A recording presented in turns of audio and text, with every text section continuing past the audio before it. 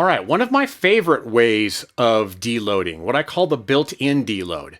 So with this particular program, the volume you can see is a little bit different here, okay? You can see that it's still a little bit more dominant on the lats and in the glutes and hamstrings, but in this particular program, we're not getting a set number of sets targets every week. You can see here that the set target is 2 to 4, 2 to 4, 2 to 4. Some things are a fixed set target, but at least 50% of the work here is a range of sets, right?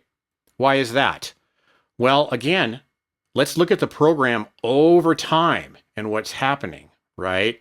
The reason I call this the built-in deload is that we're not really saying that we're ever deloading. What we're doing is we are building, or in what's popular terms right now, we're adding sets every single week. So when we say 2 to 4 sets, we're literally going 2 sets in week 1, 3 sets in week 2, 4 sets in week 3, start it over. 2 sets in week 1, 3 sets in week 2, 4 sets in week 3. Okay? The stuff that we have programmed as a fixed set target, we leave it the same all the time. 3 sets, 3 sets, 3 sets. But what ends up happening is look at our total sets per workout, and then also the total sets per week.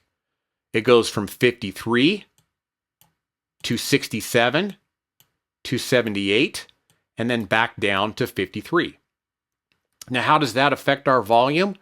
Well, essentially what we're doing is if we keep running this over and over and over again, our volume is effectively the average of what we're building sets at. If we're going from 2 to 4 sets, what is the average of that? It's 3.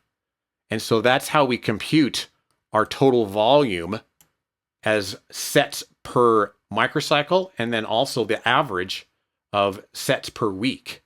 So even though we're getting 2 sets here, 3 sets here, 4 sets here, if we keep running this over and over again, what is the average? It's 3 sets per week. In this particular case, we've got bench press, so we're averaging in this particular workout 3 sets per week, 2 and then 3 and then 4. Overhead press, we're averaging 3 sets per week. Squat, 3 sets per week, or what we could consider quads, right? In this particular workout, because it's quad dominant, we've got 3 sets of leg curls, and we're averaging 3 sets of sissy squats, 3 sets of squats. So right there, we have 9 sets per week that we're averaging.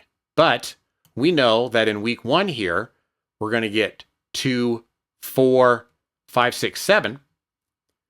In week 2, we're going to get 9. And then in week 3, we're going to get 8, 9, 10, 11. Okay? So the average is what we're computing as our volume every week. And you can see, with the exception of delts and tries, I mean, maybe we need to pick up a little bit of volume there and if we were to modify this program. But still, it's right in the range of where we program for our muscle and strength training pyramids. And probably most importantly than all is on the athlete's perspective, they never know that they're deloading. They just know that they're adding sets and they're rinsing and repeating.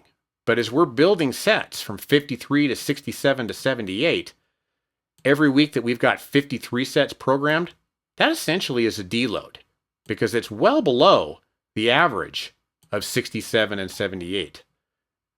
Makes a very sustainable way of training. And like I said, you never really feel like you're deloading. You just feel like you're always running what is a sound program.